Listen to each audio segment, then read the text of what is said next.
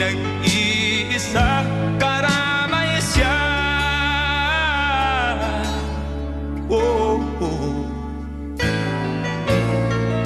Ang ibon sa kaparangan,